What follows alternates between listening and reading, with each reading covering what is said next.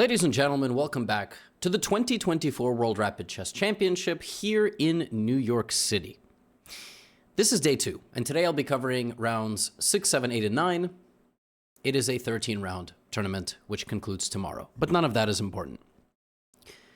Today, arguably some of the biggest chess news in 2 decades has dropped. And I'm going to summarize it for you in a few minutes at the start of this video. Essentially, Magnus Carlsen, the best player in the world for the last, let's say, 15 nearly years, roughly 13 to 15 years, the world champion, 5-time world champion, 17-time overall world champion, including the defending champion of the world in Rapid and Blitz chess, was effectively disqualified from the World Rapid Chess Championship due to a dress code violation because he was wearing jeans. Now, there's more to that. Theoretically, according to the International Chess Federation, he was not disqualified from the entire tournament. He was simply forfeited for the 9th and final round of today, and he has the option to continue the tournament in a different pair of pants starting on the 10th round. Look, we're getting into specifics here. He wasn't removed from the entire tournament, but it was a pretty clear message, and he was effectively out of the running for any type of podium finish. He gave an interview, I will be uploading it a bit later, as well as an interview with the CEO of FIDE, Emil Sutovsky. He gave an interview, he said he's not playing the Blitz Championship, he's going on vacation, and he left the interview and simply said that the international governing body of the game, and he has sort of reached a final straw with them. He's too old for this type of stuff, and he's got a venture called Freestyle Chess, which they've run into problems with FIDE sort of, in Magnus's words, threatening players to not allow them to participate in the World Championship cycle and the freestyle cycle and events. That's the short story. He did an interview, and it's up there. I will also upload and react to it. Magnus was told that his jeans were inappropriate attire of the dress code, and he was told to change them. First, he received a fine and a warning. Then he was told to change between 2 rounds. He said, there's 1 game left today. I will change tomorrow. I was out all day. I wore jeans, didn't have enough time to come to the venue and change them, or simply forgot. They were, they weren't anything crazy. They weren't torn. Let me play out the rest of the games today, which is just 1 game, and I will change them tomorrow. They said, no, we would like you to go to the hotel, which allegedly was close by, and change the jeans before the start of the next round, or you will be punished. And this allegedly also happened to Jan Nepomniachtchi, strong grandmaster, who ultimately had to change a sweater. He was in a similar situation. Something he was wearing was found inappropriate. He was told to go change it, and he did. To Jan's credit, he decided not to escalate. In Magnus's case, it comes down to a pair of pants, and that's that. There's interviews out. You can watch this recap, and you can watch those after. You can, spend an hour getting into this. But Magnus exited the interview with me that I was doing live at the venue, and he seemed done with the international governing body of the game. He's not participating in the Classical World Championship cycle anymore. It seems he's not going to play in the Rapid and Blitz, and I don't think he's going to play another FIDE event at all. I don't know who's going to have to play Peacemaker. But this is crazy. I have a lot of thoughts. Here's what I'm going to say very quickly. Then I would like to show you some games, but also have some thoughts a little bit later. Dress code is a fascinating subject. On the one hand, you don't want all the players dressing like the stereotype gamer, right? Whatever the negative stereotypes are about chess. Oh, everybody's wearing, slippers, torn jeans, they're not showering, not keeping proper hygiene, whatever like that negative stereotypes are attached to it. But for the most part, everybody at the playing venue, even if they're in jeans, looks completely reasonable. There is an argument to be made that the dress code should just be comfortable for the players. There is then an argument that if you have decided to have a dress code and there is a players' commission that has decided that dress code, then you have to enforce it according to all players. But it sounds like that's not what's happening. It sounds like there are like 200-300 players there, and for the elite players who are on the top boards like Magnus, Jan Nepomniachtchi, Fabiano Caruana, Hikaru, Anish Giri, for those players, because they're on the camera, they're on the spotlight, there is more of a pressure. But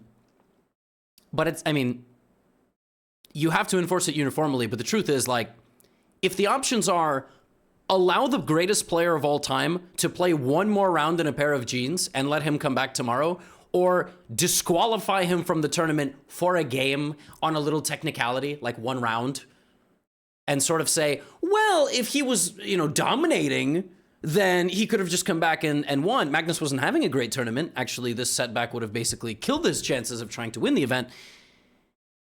I don't agree. On this one, like, I don't support the ideology that Magnus was having a bad tournament and decided to call it quits this way. That's ridiculous. He won 2 out of 3 games today. With one more win, he would have, still climbed back up the rankings. And I suppose you have to enforce the dress code, like for Nepomniachtchi and for Carlsen, but it seems like an overstep. It seems like a miss. It seems like there is much more under the surface bubbling than we are being made out to believe. What more to say? Now, I will cover, a bit more, obviously, in terms of the freestyle developments. Are we going to be seeing a split like Kasparov and FIDE in 1993 for the World Championship match? I don't know. But Magnus threw up the birds, and he literally, and parents, you can disallow, he said F you. But he said it out loud, and that's what happened. Now, I'm going to show you some of the games today. The game started with Magnus Carlsen against Brewington Hardaway. This is a young man that I actually played recently. And Magnus, on 2.5 points out of the first 5 games after losing to Denis Lazovic yesterday. Kind of insane, like an unfathomable score for the GOAT of the game. Plays a very tricky line, actually, something that I've studied. And again, now the games just feel secondary. Like, it's completely crazy that this happened, and now I've got to show you some games. But, let's talk some chess. He plays this setup which disallows black from going g5, and I've actually had this exact position in my preparation, in my file, some time ago. King f1 is a fascinating move because it defends the bishop against tactics with that bishop. Also, you have ideas if you ever want to go over here, but also you have ideas to start an attack like this on the black king. Long castle by Brewington was, I think, the incorrect choice. Black actually has to play some very obscure moves like rook b8 or, castle, but then you have to be a little bit careful. Yeah, Magnus showed up today. He sacrificed the pawn in the center of the board. This was really sophisticated stuff. He just simply gave up a pawn, but like an engine, plays b4 and is like, well, it's actually really hard for black to make a move. Brewington tried to strike back, but Magnus has the simple knight c5 and re-picks the knight back up here. Like if Brewington were to take on c5, we would get queen e5 with a massive attack. We have knight f3, and Magnus just, simplifies the attack down to a position where he has substantial pressure. He centralizes his rook, excellent infiltration, doubles up, and now rook e5 with pressure on everything. And also expertly done by him is that if you enter this endgame, you lose. Black has 5 out of 6 pawns stuck on the same color as the bishop. Magnus, it feels like, is up a pawn, but he's not. He's actually just equal material, but the bishop is going to get into the b8 square like this, and Brewington couldn't do anything. Brewington didn't have a move. If he played something like king c8, Magnus would have gone king f3. Now, you can even play g4 here, and if the king stays back, the king walks in, and Magnus has an absolutely perfect bishop endgame. So, he shows up today against one of the newest grandmasters in the world, Brewington Hardaway, 15 years old. And Magnus plays a Magnus-like game against Brewington. Crazy, I played Brewington in the tournament not so long ago, and here he is playing against Magnus. But yeah, Magnus shows up and he wins a nice game. He does.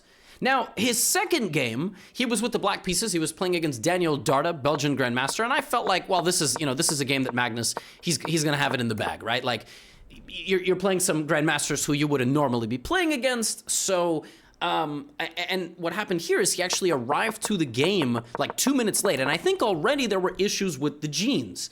Like, I don't know if it was after this game or right before this game, but it seemed like he had some issues. And again, like whether he was told to change then and whatever, but he arrives to the game and he gets into a massive fight with Dardha, not about his pants. but just in general. And Dardha takes the fight to him. Again, you would think Magnus is playing a less experienced player, a weaker player than him. Not a weak player, but a weaker player. I don't think Daniel Dardha would be offended if I said he was weaker than Magnus. But about his gene quality, that I am not sure. And I mean, in this game, Magnus was just up a pawn. Like, he was up a pawn, he was, putting some pressure, but then he kind of, like, stagnated, and Dardha started a really vicious counterattack with knight e3, rook f1, h4, and suddenly it was like, what is happening? I mean, this is not a Magnus that we're used to seeing. And in every sport, whether it's Djokovic, Federer, Nadal, it's like LeBron in basketball, it's, your favorite golfer, it's your favorite, whatever. We're waiting for the moment when the star will fall. Like, it burnt out, right? That's life. Father Time is undefeated. So we're waiting for that moment, and we're sort of seeing it in this event. There are cracks, in the armor, if you will. And by the way, Daniel Dardha got a completely winning position. It's a little bit hard to figure out according to the computer, but in this position, rook f2, allowing the pawn to be taken. And it doesn't really matter. Rook d1 doesn't make any difference. Queen e4, it is only Magnus getting mated. Rook f2 on the board, Magnus misses it. So does Dardha, king g1. And in this position, believe it or not, the move that wins for white is g6. And after pawn takes, queen takes, king h8, there is f7, king f8. The computer shows a line where after it goes on some depth, like king g8, there is f7. And if rook f7, there is queen g5 and the rook is hanging. If king f7, you get mated, like knight d6, and I win your queen because it's double check. Dardha is actually winning, but settles for a draw. He repeats the position, and they make a draw, which is crazy. Knight f5 is the move played, and they, there's a draw by repetition here, which was crazy. Because, yeah, I mean, Magnus was a pawn up, and he was in cruise control, and whether the genes thing happened before this game or after this game is, it is what it is. At this point, the warning has come in. You're in violation of the dress code. We would like you to go change it. We're fining you $200, which is also a really weird fine. Like, that's such a... Like, it's very specific. I love how in basketball, for criticizing referees, they get $50,000. Imagine getting fined $50,000 for your jeans.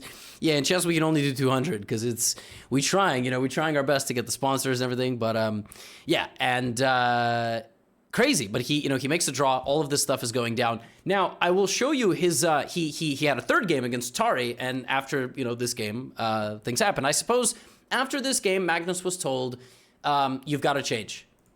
You need to change the genes. We're warning you, we're fining you. He was like, just let me finish the day. I got 2 more games. I got to play 2 chess games in genes. Like, what is going to happen? Are you going to lose sponsorship? Are people going to stop watching? So the options are, let Magnus be, quote unquote, above the law. There is an entire separate conversation to be had, like, what are we doing? Why? There are much bigger problems to fix in the chess world, like the fact that board relays are breaking constantly. You know what I'm saying? Like, it's the technology is not relaying the moves, and it's hard to watch. Yes, but that's sort of, would you rather Magnus get forfeited for not playing? I don't know, for not having the right attire. While all this is going on, by the way, there are big rumblings going on all around, and I will show you the Magnus game in a moment. First of all, one man, Alexander Grischuk, who is a multiple-time World Blitz champion. He's also one of the funniest guys in chess, although I'm not sure he is, like, completely aware of that. He's got some of the funniest interviews, and he has some of the most exciting chess. He was a perennial top 10 player for, like, many, many years. Now he's not as, like, strong or active at the top, but, oh my God, his chess in this event has been unbelievable. Like, look at this. What is even going on here? He's sacrificing material left and right. All of this is falling off the board. He's got h5, g5. He hasn't castled his king against V. Pranav. V. Pranav, if you don't know, very, very strong guy. Another strong grandmaster from India, like 3,000, 3,100 online. Blitz and bullets specialist. I've played him several times. And in this game, he and Grischuk just get into a mess of a game. And Grischuk is known, actually, for getting into deep time trouble. He actually frequently doesn't have that much time on his clock. Here, he spends 3 minutes getting out of a check because he could have decided whether to block with his rook, whether to go to h7. They were all very reasonable things to think about. And, in vintage Grischuk style, he has like 3 versus 7. But the position has enough complications in it that he's giving up a pawn, but then he would be infiltrating the position. He has a passed d-pawn, and this was just an expertly played... Look at it, rook e2, you cannot take. The white bishop on c1 hasn't moved the entire game. I am not exaggerating. That was, I think, the first time it moved in 31 moves. We have this. Grischuk puts the knight on f3, and Alexander Grischuk, on the second day of the World Rapid and Blitz, after only having 3.5 out of 5, had a monster performance. He won 3.5 out of 4, and actually the last game that he played, he repeated moves in a position where he was totally winning, which is kind of insane. Like here, Naroditsky played d4, Grischuk went b5, and here what Grischuk had to do is play king e1. And I think what happened here is he was slightly worried he was going to lose all his pawns. b6, rook g3, like rook b8 check maybe, king g7, b7. He looked at this position and was like, oh, I can't do anything here. But he's actually winning. It's kind of crazy. If rook g3, he goes this way, rook b3, b7, and you're just completely winning because you're going to go here and here. So Grischuk got into a time scramble at the very end. He almost went 4-0. He would have been the clear leader of the entire tournament, but because he repeats the position with king f3, king f2, crazy, he only gets 3.5 points, and he's only tied for first, which we will get into. But I've got more games. Shan Sargsyan versus Arjun Erigaisi. I don't know whether these boys were wearing trousers or is that even the right word? I thought trousers, is that your underwear? Is that like khakis, chino pants? I don't know. But yeah, in exchange French, Arjun Erigaisi, obviously somebody we're looking at to potentially win the entire thing, and now especially when in the absence of Magnus. The boys here get into a crazy tactical shootout. Like Arjun's got a queen here, he's got a bishop staring, he's got this, everything is incoming. But ultimately, we end up in an endgame. After a long, complicated sequence, queen c3, queen d2, queen e4, and the bishop going back to f6. So it is Arjun Erigaisi who's down a pawn. Now, watch as Erigaisi does some unspeakable things in this position. Puts the queen on f5. It's just worse. It's worse, but it's 7 minutes to 23 seconds. Erigaisi has this way of just playing fast and putting you under pressure. Suddenly the h-file's under siege, so there's this. Now he's going to be losing a pawn. Now he's going to be losing another one. Erigaisi just took a position where he was a pawn down, and for absolutely no reason at all, is simply up a pawn with a bishop versus a knight. And this man does his best Magnus impression by wearing jeans and refusing to change out of them. No, I'm just kidding. By playing like this, king b6, and simply advancing and winning the game. I mean, like, I don't know how he beats these people. Like, bro is just, he's down a pawn. But he has such a way of playing and keeping you under a constant pressure. If it's not the position, then it's going to be the clock. And Erigaisi also, just like Grischuk, had a great day. He scored 3 points out of 4. He had 2 wins. He also beat Ray Robson, very strong American grandmaster. Arjun Erigaisi is tied with Grischuk with 7 out of 9. And there's more. Daniel Naroditsky won a fantastic game against Nojibek Abdusatorov earlier in the event to go 6 out of 7 and was in clear first place for a round. And Jan-Krzysztof Duda had 5.5 points, so he was half a point behind him. Daniel goes for a King's Indian defense with knight a6 and e5. This is an opening that he has played very, very often. He knows this opening very, very well. Rook e8, c6, knight d7, and a super, super complicated game. Black's got a weak pawn on d6, but he's going to defend it with his queen, he's going to defend it with his rook, and he will try to create counterplay. Duda trading the bishops and simply playing a middle game of queen, rooks, and knight. And there are some maneuverings. There is rook a3 on the board, a trade, and a shootout of now an endgame. Like like all the queens flying off all the queens darting around the board, getting into each other's position. And he is down a pawn. I think here Naroditsky needed to play c5 rather than try to activate his rook a bit quicker, but I think, you know, he still was okay, and it was Duda who was a bit passive.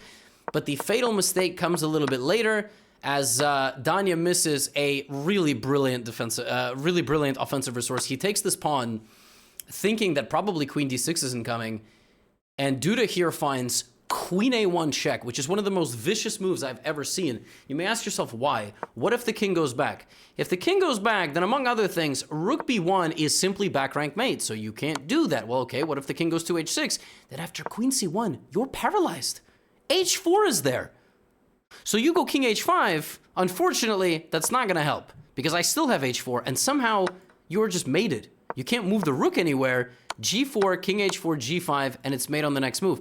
Queen a1 is crazy, because now you force black to weaken the king, and the black king still cannot go to h6, by the way, because of queen f7, with attacks on everything.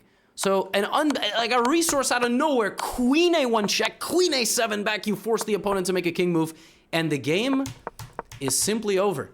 Duda, out of nowhere, from the top rope, throws Naroditsky out, WWE style, and listen, I was cheering for Danya. I gotta tell you, I was 6 out of 7 was incredible. He ends the day with 6.5, so he's half a point out of first. Still a great tournament for him.